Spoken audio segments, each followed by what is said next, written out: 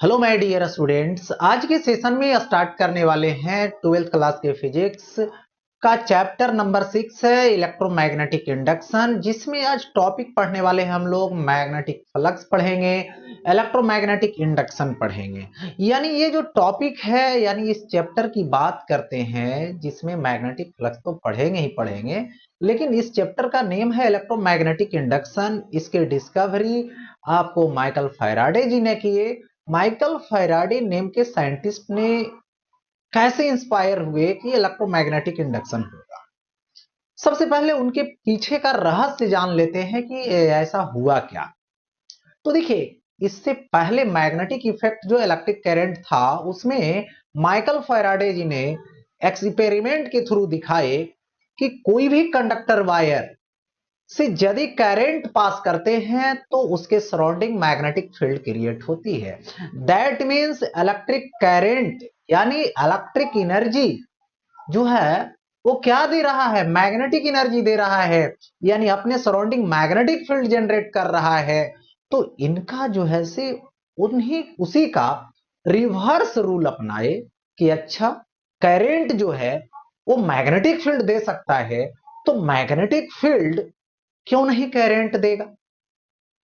इसी रूल को उन्होंने फॉलो किए। जिस तरीके से मैथमेटिक्स में आपने देखे हैं कि ट्रिगो जब पढ़ते हैं तो उसमें कुछ टू प्रूव दैट होता है, प्रूव करने वाले सवाल होते हैं, प्रूफ किया जाता है एलएचएस और आरएचएस। एलएचएस से जब चलते हैं तो आरएचएस आ जाता है, और आरएचएस से भी चलते हैं तो एलएचएस आना है। तो उसी तरीके से उन्होंने सोची जब एलएचएस से आरएचएस आ जाएगा तो आरएचएस से एलएचएस क्यों नहीं आएगा। यानी करंट जब एनर्जी दे रहा है मैग्नेटिक एनर्जी, यानी मैग्नेटिक एनर्जी से भी यहां पर इलेक्ट्रिक एनर्जी क्रिएट किया जा सकता है। तो इसी पर उन्होंने एक्सपेरिमेंट स्टार्ट किए और एक्सपेरिमेंट करते करते 10 ईयर लगा दिए, और 10 ईयर में उन्होंने इलेक्ट्रोमैग्नेटिक इंडक्शन की डिस्कवरी की है। और इलेक्ट्रोमैग्नेटिक इंडक्शन की डिस्कवरी होने से आज जो हम लोग बहुत सारे जो है से है ना, फिजिकल जो इंस्ट्रूमेंट है, इलेक्ट्रिकल जो इंस्ट्रूमेंट है, आज हम लोग यूज कर पा रहे हैं। क्योंकि हम लोग को जितने भी इंस्ट्रूमेंट है वो सबसे ज्यादा अल्टरनेटिंग करंट पे डिपेंड है, और अल्टरनेटिंग करंट की जो सोर्स है वो इलेक्ट्रोमैग्नेटिक इंडक्शन है। यानी पहले तो डीसी था, डायरेक्ट करंट था ही, यानी जो केमिकल एनर्जी को इलेक्ट्रिक एनर्जी में कन्वर्ट किया जा रहा था, है ना। अभी भी हम लोग यूज करते हैं घरों में बैटरी, लेकिन उसको चार्ज करने के लिए हम लोग यूज क्या करते हैं, यही इसी चीज को यूज करते हैं, अल्टरनेटिंग करंट को ही। यानी ये जो है से बेस्ट जो है से एनर्जी सोर्स है हमारे डेली लाइफ के लिए, जिस पर हम लोग का अब लगता है कि पूरी जो है से डेली लाइफ ही इसी पे वेस्ट हो गया है, इसी के अकॉर्डिंग चल रहा है। लाइट नहीं है तो समझिए जो है से तबाही मच जाती। यानी ये बहुत ही बड़ा डिस्कवरी रहा फिजिक्स में हम लोगों के लिए, और माइकल फैराडे जी का ये जो है से योगदान बहुत बड़ा योगदान है, किसका डिस्कवरी करके, इलेक्ट्रोमैग्नेटिक इंडक्शन का करके। जिससे हम लोग है ना जो देख रहे हैं कि ट्रांसफार्मर है, ये सब जितने जनरेटर है, ये सब किस पे वर्क कर रहा है, सब इलेक्ट्रोमैग्नेटिक इंडक्शन पे वर्क। इलेक्ट्रिक मोटर है, ये सब जो हम लोग यूज करते हैं, सब में जो है से अल्टरनेटिंग करंट की जरूरत। तो यहाँ पे इलेक्ट्रोमैग्नेटिक इंडक्शन क्या है, इस पर भी हम लोग अब डिस्कशन करेंगे, क्या होता है, कैसे होता है। तो सिंपल में उन्होंने बताए कि यदि जो है से क्वाइल लेते हैं और कोई मैग्नेट लेते हैं और उसके बिटवीन जब रिलेटिव मोशन करवाते हैं, मतलब नजदीक लाते हैं, दूर ले जाते हैं, टुवर्ड्स, है ना, too near too far, too near too far, इस तरीके से जब होता है तो क्वाइल से क्रॉस करने वाली जो मैग्नेटिक फील्ड है वो चेंज होती है, जिसको हम लोग पढ़ेंगे सबसे पहले मैग्नेटिक फ्लक्स। उसको हम लोग पढ़ेंगे, मैग्नेटिक फ्लक्स चेंज होता है, और उसको एक्सपेरिमेंट के सहारे फिर हम लोग देखें। देखिए, तो इलेक्ट्रोमैग्नेटिक इंडक्शन में सबसे फर्स्ट टॉपिक जो पढ़ेंगे वो है यहां पर magnetic flux. That means magnetic flux जो है इसको रिप्रेजेंट करते हैं हम लोग फाई से, इसको रिप्रेजेंट करते हैं फाई से। ये मैग्नेटिक फ्लक्स होता क्या है, हमने पीछे क्लास में पढ़ रखा है, यानी फर्स्ट चैप्टर में, जो इलेक्ट्रिक फ्लक्स था। इलेक्ट्रिक फ्लक्स कहां देखने को मिला था? इलेक्ट्रिक फील्ड में। किससे रिलेटेड? तो इलेक्ट्रिक फील्ड लाइन से रिलेटेड। यानी इलेक्ट्रिक फील्ड लाइन से रिलेटेड क्या था? वो एक प्रकार का मेजरमेंट था। किसका मेजरमेंट था? तो वहां पर एनर्जी का, इलेक्ट्रिक एनर्जी का। किससे रिलेटेड? तो फील्ड लाइन से रिलेटेड। जहां पे फील्ड लाइंस का नंबर ज्यादा होगी वहां एनर्जी ऑटोमेटिक ज्यादा होगा, इलेक्ट्रिक एनर्जी ज्यादा होगा। और जहां पे फील्ड लाइन की नंबर कम होगी वहां पे इलेक्ट्रिक एनर्जी की जो फ्लो हो रहा है वो कम हो जाएगा। उसी तरीके से यहाँ पे मैग्नेटिक फ्लक्स है और ये मैग्नेटिक फील्ड लाइन से रिलेटेड है। यानी यहां पर बोल सकते हैं कि ये जो हम लोग मैग्नेटिक फ्लक्स की बात करने जा रहे हैं वो फ्लो ऑफ मैग्नेटिक एनर्जी की बात करने जा रहे हैं, उसकी मेजरमेंट करने की बात करने जा रहे हैं। तो यहां पर मैग्नेटिक फ्लक्स क्या होता है? नंबर ऑफ फील्ड लाइंस होती है मैग्नेटिक फील्ड लाइंस, वहां पर इलेक्ट्रिक फील्ड लाइंस, यहां पे मैग्नेटिक फील्ड लाइंस। किससे? तो कोई भी मैग्नेटिक फील्ड में एक एरिया कंसीडर करेंगे और उस एरिया के नॉर्मली जितना नंबर ऑफ फील्ड लाइन पास करेगा, उसको क्रॉस करेगा, उसको वही वहां पर का मैग्नेटिक फ्लक्स होगा। दैट मीन्स यहां पे एक एरिया वेक्टर आ जाता है कि कोई भी सरफेस लेते हैं तो उसकी एरिया वेक्टर होती है। जैसे ये, तो इस फेस की बात करें, इस सरफेस की बात करें तो इसका एरिया वेक्टर इस डायरेक्शन में होगा।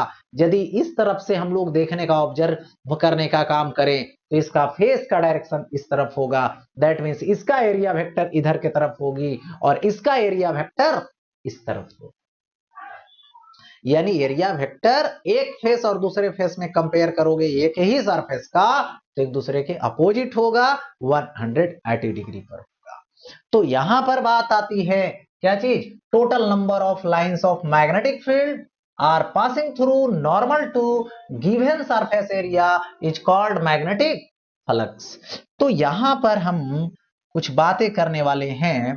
यहां पर देखो, एक सरफेस एरिया दे रखा है और सरफेस एरिया ए है जो इस तरीके से है। इसका फेस की डायरेक्शन की बात की जा रही है तो इसका फेस का डायरेक्शन इधर के तरफ है जो एन कैप है और इसका सरफेस एरिया ए है। और यहां से जो मैग्नेटिक फील्ड लाइन पास कर रही है ये मैग्नेटिक फील्ड लाइन बी है। और ये देखिए, ये फेस एरिया के साथ यानी एरिया वेक्टर के साथ थीटा एंगल बना रखा है। तो इस एरिया के नॉर्मली जो क्रॉस करेगा, तो इधर बी है तो इधर नॉर्मली क्रॉस करेगा, ये होगा बी कॉस थीटा। और इस साइड क्या होगा? ये साइड होगा यहां पर बी साइन थीटा। तो इस प्लेन के पैरेलल ये जा रहा है जो बी साइन थीटा है और इस प्लेन के परपेंडिकुलर जा रहा है जो बी कॉस थीटा है। तो यहां पर ये बी कॉस थीटा हो जाएगा। तो यहां पे जो मैग्नेटिक फ्लक्स होगी, जो फाई होगी, ये फाई होगी, वो क्या होगा? इसको क्रॉस करेगा। किसको? इस एरिया को। कितना है ये एरिया से क्रॉस करने वाला? तो ये है बी कॉस थीटा। और इसकी एरिया कितना है? तो एरिया ए है तो यहां पे हमने ए दे दिया। तो यहां पर मैं लिख सकता हूं phi is equal to B A cos theta. That means यहां पे हम बात करें कि phi is equal to B A cos theta है और ये एंगल जो है वो किसके बिटवीन का है? तो याद रखें, ये एंगल सरफेस एरिया वेक्टर और मैग्नेटिक फील्ड के बिटवीन का है। एक एंगल इसके प्लेन और फील्ड के बिटवीन भी है लेकिन वो एंगल नहीं है। इसको मैं लिख सकता हूं phi is equal to B dot A, यानी डॉट प्रोडक्ट। वहां पे होता था ये कॉस थीटा जिसको ई डॉट ए लिखते थे इलेक्ट्रिक फ्लक्स को, यहां पे ऐसा लिखूंगा। और फाई इज इक्वल टू, यदि स्मॉल पार्ट रहेगा तो इंटीग्रेट करनी होगी और इसको लिखनी होगी बी डॉट ए।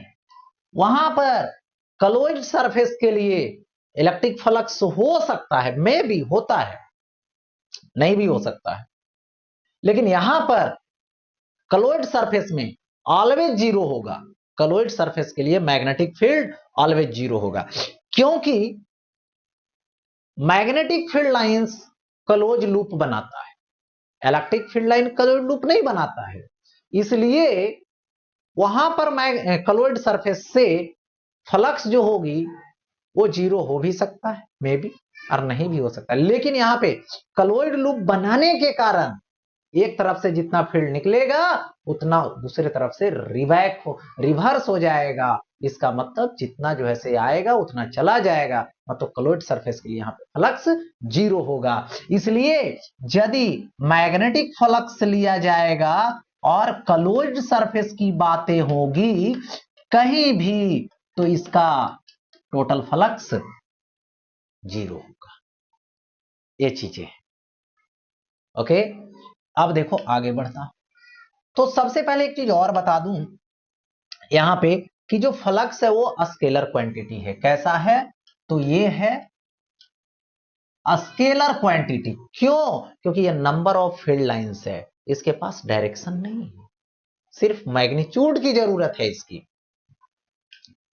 अब देखो आता है SI unit and dimension of magnetic flux. तो सबसे पहले एसआई यूनिट की बात कर लेता हूं। एसआई यूनिट, तो एसआई यूनिट जो होता है इसको वेबर बोला जाता है, और यहां पे 1 weber is equal to 1 tesla metre square होता है। इसीलिए ये 1 टेस्ला इज इक्वल टू लिखेंगे 1 वेबर पर मीटर स्क्वायर। कहीं कहीं पर मैग्नेटिक फील्ड को टेस्ला में लिखा हुआ रहेगा, या नहीं तो 1 वेबर पर मीटर स्क्वायर भी लिखा हुआ रहेगा इसी के अकॉर्डिंग। तो यहाँ पे एसआई यूनिट तो वेबर होती है, और 1 वेबर इज इक्वल टू यानी 1 WB is equal to 1 tesla metre square होता है। अब आता है डायमेंशन। तो डायमेंशन यदि मैं बात करूं तो डायमेंशन कैसे निकालोगे ये समझना है। डायमेंशन किसी का भी निकालना हो तो आप सबसे पहले क्या देखते हैं? फार्मूला देखते हैं। यदि आपको फार्मूला है माइंड में तब तो डायमेंशन निकल जाएगी, डायमेंशन बैठा लेंगे। तो सबसे पहले किसकी जरूरत होती है डायमेंशन निकालने के लिए? फॉर्मूले की जरूरत होती है। तो यहां पे फॉर्मूला पे आइए, फाई इज इक्वल टू ए होगा बी ए कॉस थीटा। यहां पे बी की बात कीजिए तो एक फॉर्मूला होता है F is equal to q v B sine theta. That means B is equal to F by q v sine theta आएगा। अब यहां से क्या लिखोगे? दैट मीन्स फाई, तो ये बी के प्लेस पे एफ बाई ए आएगा क्यू भी साइन थीटा, और ए कॉस थीटा होगा। हो गया ऐसा? अब यहां पर मैं लिखूं फाई है, तो अब देखो फोर्स का डायमेंशन लगाओगे तो एम एल टी पे पावर -2 लगाएंगे, इनटू ए का डायमेंशन देंगे तो ए का डायमेंशन एल पे पावर 2 देंगे, इनटू कॉस थीटा, तो कॉस थीटा का तो कोई डायमेंशन नहीं होगा, बाई क्यू का डायमेंशन देंगे तो क्यू का डायमेंशन 80 होगा, इनटू भी का डायमेंशन वेलोसिटी का डायमेंशन देंगे तो वेलोसिटी का डायमेंशन एल टी पे पावर -1 होगा। साइन थीटा का कोई डायमेंशन नहीं।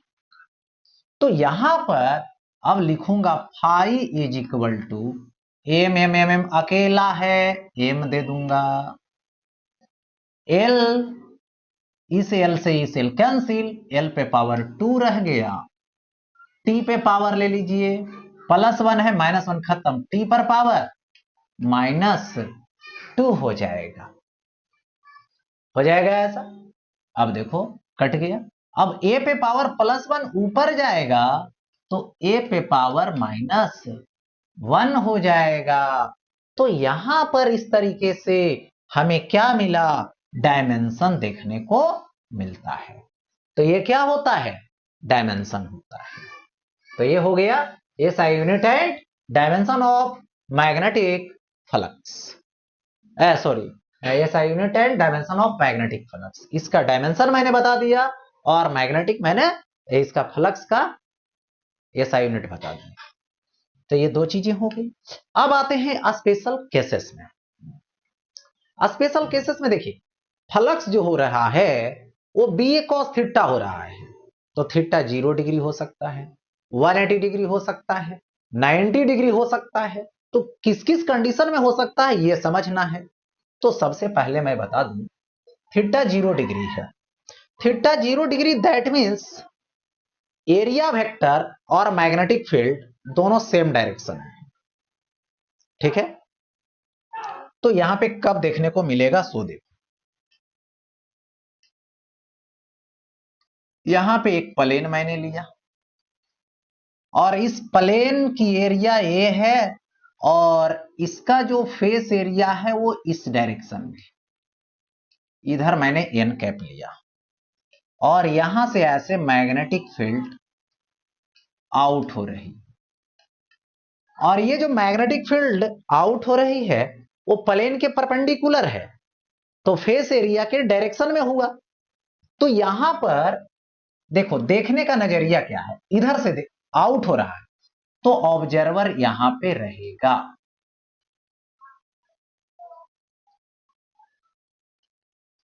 ऑब्जर्वर यहां पे रहेगा और यहां से ऑब्जर्वर देखेगा तो बाहर की तरफ दिखेगा, आउटसाइड दिखेगा, आउटवर्ड दिखेगा। तो यहां पर मैं लिखूंगा phi is equal to B A cos 0 degree, cos 0 1, तो फाई क्या हो रहा है आउट, कैसा नेचर का है, तो यहां पे पॉजिटिव नेचर का है, ये पॉजिटिव नेचर का हो गया, आउटसाइड दिख रहा, ये मैक्सिमम वैल्यू हो गई। अब यहां पे 180 degree, 180 degree that means area vector की जो डायरेक्शन होगी वो मैग्नेटिक फील्ड के डायरेक्शन के अपोजिट होगा। देखो यहां पर ये प्लेन हो गया, इस प्लेन की जो डायरेक्शन है वो सपोज करो इधर से मैं देख रहा हूं, इस तरफ से ऐसे प्लेन है, इधर से देखूंगा तो या इधर दिखाई देगा, इधर से देखूंगा तो फेस इधर की तरफ होगा, तो मैं यहां से देख रहा हूं,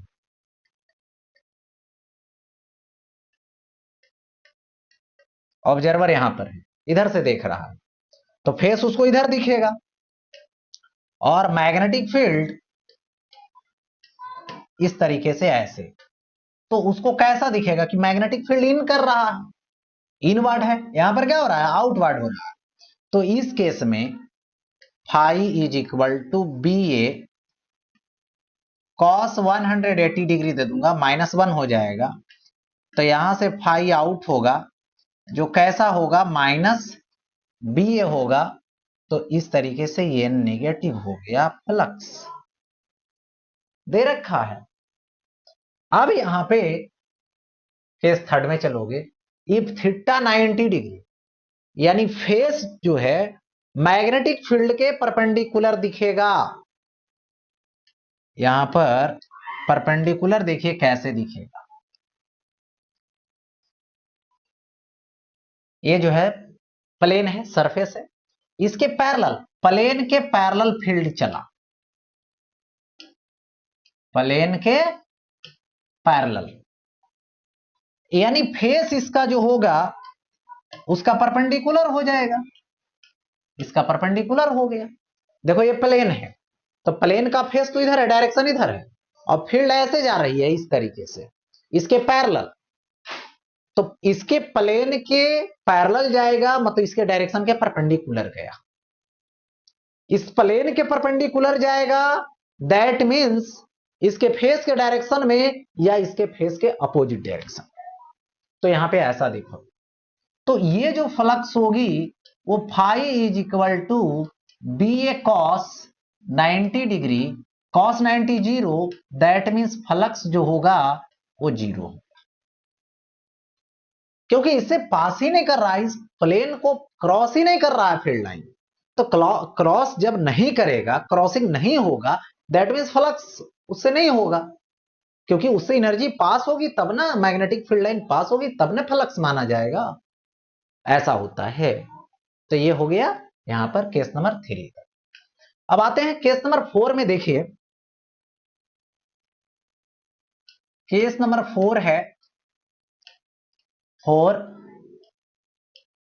3D वेक्टर।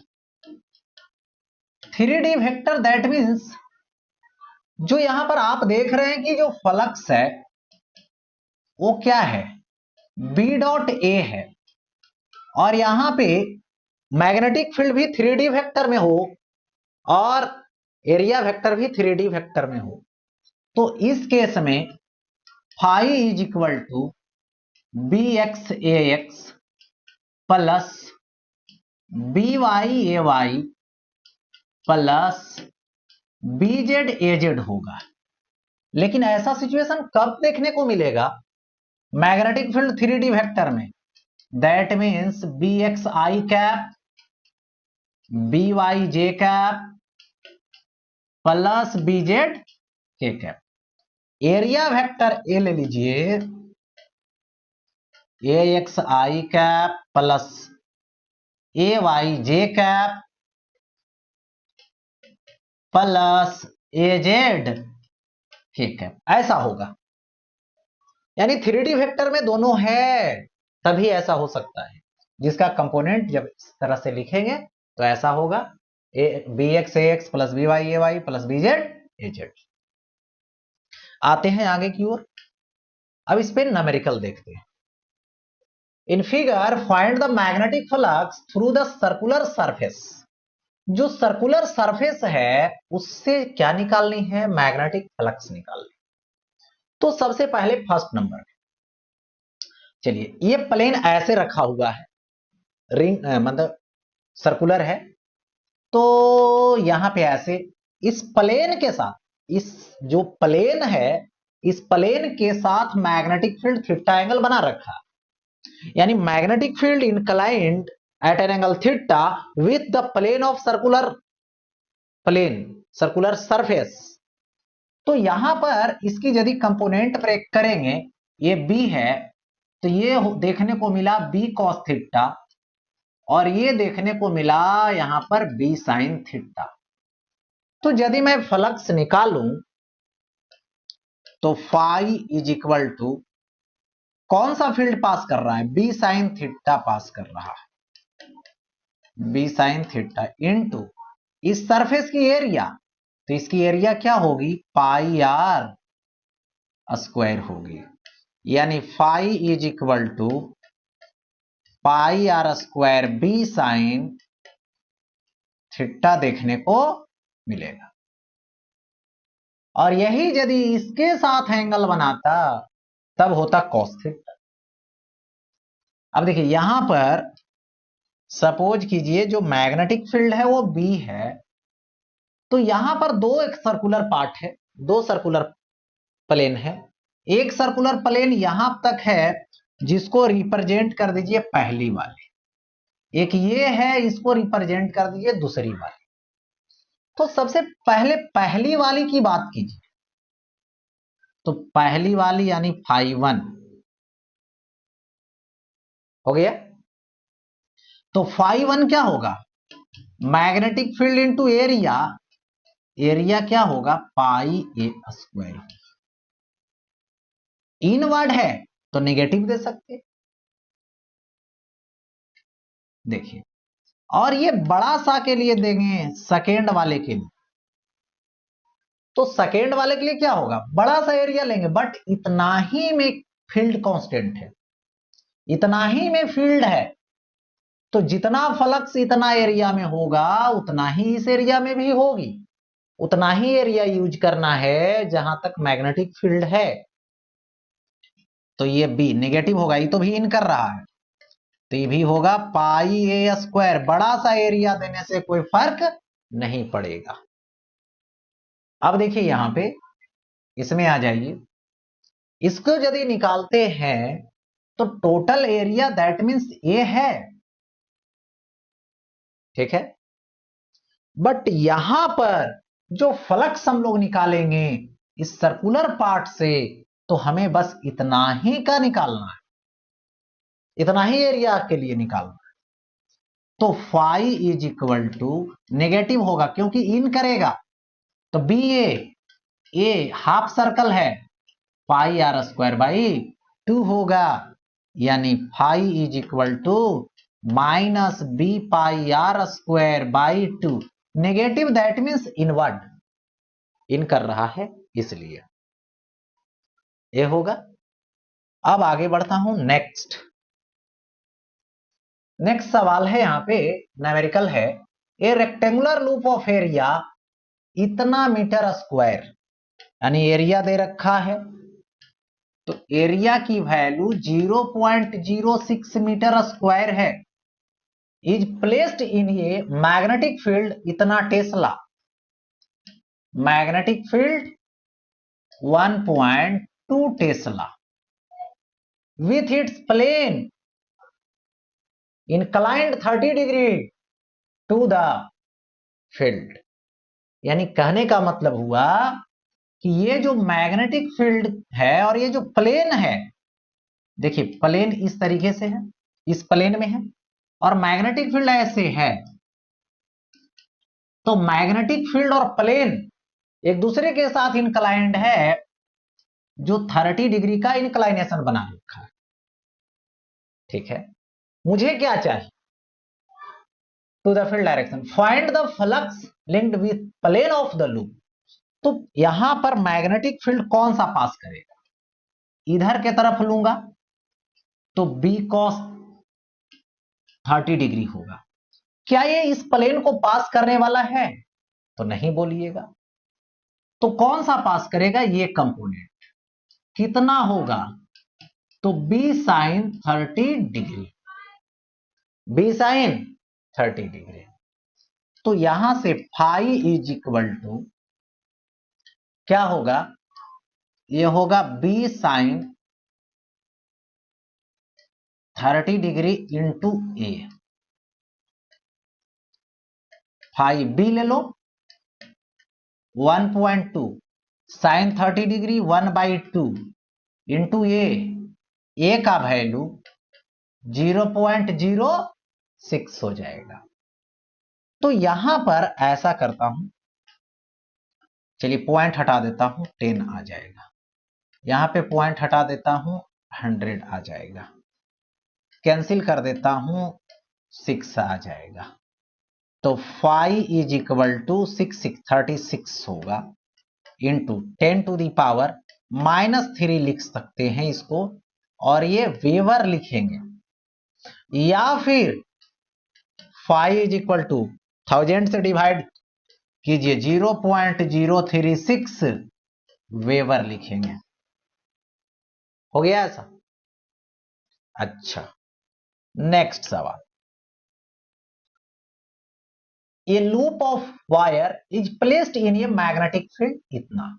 तो मैग्नेटिक फील्ड जो दे रखा है वो कौन सा है, जे कैप, जे कैप मतलब वाई एक्सिस की बात हो रही है, तो यहां पे हो गया 0.3 टेस्ला।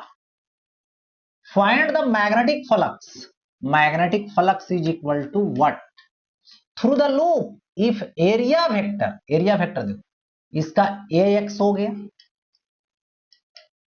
ए एक्स कितना है, तो 2 मीटर स्क्वायर होगा, ए वाई है जो कितना होगा 5 मीटर स्क्वायर होगा, ए जेड है जो कितना होगा -3 मीटर स्क्वायर होगा।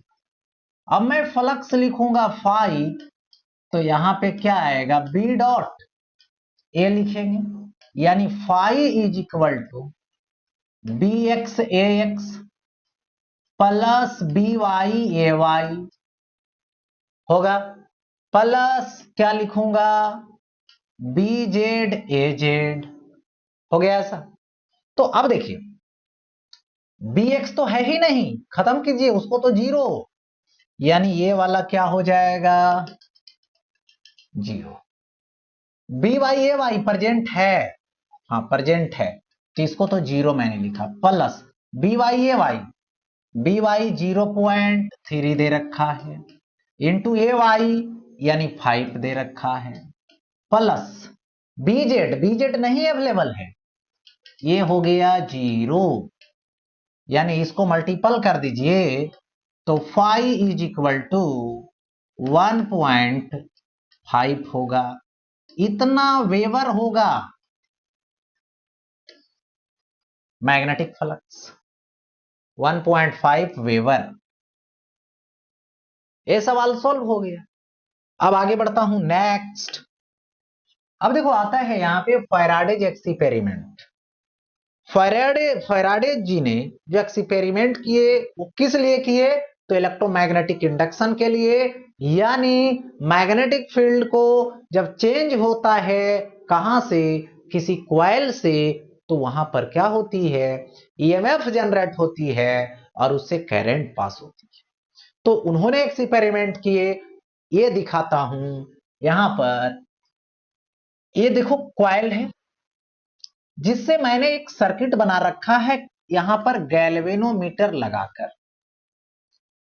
अभी कॉइल और मैग्नेट एक दूसरे के रेस्पेक्ट में रेस्ट में है, दोनों के बीच जो गैप बना हुआ है वो गैप ना तो बढ़ रहा है ना तो गैप घट रहा है, मतलब इंक्रीज और डिक्रीज कुछ नहीं हो रही है, गैप पोजीशन ज्यों का त्यों है, मतलब रिलेटिव मोशन नहीं हो रही है। तो उस केस में इस गैल्वेनोमीटर का जो डिफ्लेक्शन है निडल का वो 0 है, यानी करंट पास नहीं हो रहा है। इस केस में करंट जो है वो यहां पर 0 दिखा रहा है। अब देखिए इस मैग्नेट और इस कॉइल के बिटवीन, देखिए कॉइल को इस मैग्नेट को कॉइल के नियरेस्ट लाया जा रहा है, इसके अंदर की ओर ले जाया जा रहा है, तो तुरंत यहां पे इसमें डिफ्लेक्शन हो गया इस डायरेक्शन में, किसमें, गैल्वेनोमीटर में, यानी करंट फ्लो कर गया। फिर देखो जब इस नॉर्थ पोल को इधर ले जाने लगे, इस मैग्नेट को इधर ले जाने लगे, तो यानी इसके मोशन के डायरेक्शन को रिवर्स कर दिए, तो यहां पर करंट का डायरेक्शन भी रिवर्स हो गया। उसी तरीके से यहां पर मैग्नेट के साउथ पोल को ला रहे हैं तो इधर के तरफ करंट फ्लो कर रहा है, जो यहां पे गैल्वेनोमीटर का जो डिफ्लेक्शन है वो शो कर रहा है। फिर एक्सपेरिमेंट में यह देखा गया कि साउथ पोल को इधर जब ले जाने लगे तो करंट की डायरेक्शन रिवर्स हो जाती है, जो कि गैल्वेनोमीटर का डिफ्लेक्शन यहां शो करता है। तो मैग्नेट की जो रिलेटिव मोशन है उसको स्लो करते हैं तो करंट डिक्रीज करती है मैग्नेटिक, और यदि मैग्नेट के रिलेटिव मोशन को फास्ट करते हैं तो करंट का अमाउंट इंक्रीज करता है। वो जो डिफ्लेक्शन दे रखा है वो गैल्वेनोमीटर दिखा रहा है, क्योंकि यहां पर और कोई करंट का सोर्स है ही नहीं, तो मैग्नेट ही का जो मूवमेंट है इसके इन और आउट करने से यहां पर क्या हो रहा है, करंट पास हो रही है। ये उन्होंने दिखाए, एक्सपेरिमेंट करके बताए, जिसमें सिंपल है यहां पर उनका मानना कि इस कॉइल के नजदीक ले जाते हैं जब मैग्नेट को, दैट मींस इससे मैग्नेटिक फील्ड, इसमें मैग्नेटिक फील्ड इंक्रीज करता है, या फिर यहां से अवे फ्रॉम करते हैं तो मैग्नेटिक फील्ड यहां पर डिक्रीज करता है। तो इस कॉइल के अंदर रीजन क्या बन रहा है, मैग्नेटिक फील्ड का चेंज होना ही करंट को जनरेट कर रहा है। लेकिन आगे बताएंगे मैग्नेटिक फ्लक्स का चेंज होना, मैग्नेटिक फ्लक्स का चेंज होना करंट क्या करता है, जनरेट करता है किस में, कॉइल्ड लूप में। तो इस यहां पर फेनोमेना जो हुई उसका नेम पड़ा इलेक्ट्रोमैग्नेटिक इंडक्शन। इलेक्ट्रोमैग्नेटिक इंडक्शन क्या है इसको समझ लेते हैं। देखिए इलेक्ट्रोमैग्नेटिक इंडक्शन क्या है, सो देखिए यहां पर क्वाइल्ड वायर लिया गया, यहां पर कोई करंट वाला सोर्स नहीं है, बस यहां पे गैल्वेनोमीटर है, और इस सर्किट को क्लोज कर दिया गया। सर्किट को क्लोज करने के बाद यहां पर देखिए एक जो है से मैग्नेट लाया जा रहा है, और इस मैग्नेट का सपोज दैट ये नॉर्थ पोल है और ये साउथ पोल है, तो इस क्वाइल्ड और मैग्नेट में रिलेटिव मोशन होती है। यानी इस मैग्नेट को इन करते हैं, आउट करते हैं, इन करते हैं, आउट करते हैं, तो इस कॉइल के इस इंड और इस इंड के बिटवीन एक ईएमएफ जनरेट होता है, जिस ईएमएफ को इंड्यूस्ड ईएमएफ बोला जाता है। और यहां पे देखिए, इस दोनों इंड को यदि एक क्लोज्ड सर्किट बना देते हैं गैल्वेनोमीटर लगाकर, तो इसमें करंट पास होने लगती है, करंट इंड्यूस्ड होने लगती है, जिसको इंड्यूस्ड करंट बोलते हैं। और यही जो होल फिनोमेना हो रहा है, इसी को इलेक्ट्रोमैग्नेटिक इंडक्शन बोला जाता है। और इसकी डिस्कवरी कौन किए? Michael Faraday. इस जो है से एक्सपेरिमेंट को कौन किए? तो माइकल फैराडे ने किए। क्या किए कि कॉइल को लिए, गैल्वेनोमीटर अटैच कर दिए और मैग्नेट लिए, अंदर बाहर अंदर बाहर अंदर बाहर करने लगे, यानी रिलेटिव मोशन करवाने लगे, तो इस गैल्वेनोमीटर में डिफ्लेक्शन आने लगा, यानी यहां पर करंट पास होने लगा। तो ये बोला जाता है whenever relative motion between coil and magnet take place an induced EMF produced in coil, if coil is in closed circuit, then current and charge is also induced in the circuit. This phenomena is called electromagnetic induction. तो इसी के साथ, इस topic के साथ आज की जो क्लास होती है एंड होती है। फिर मिलते हैं नेक्स्ट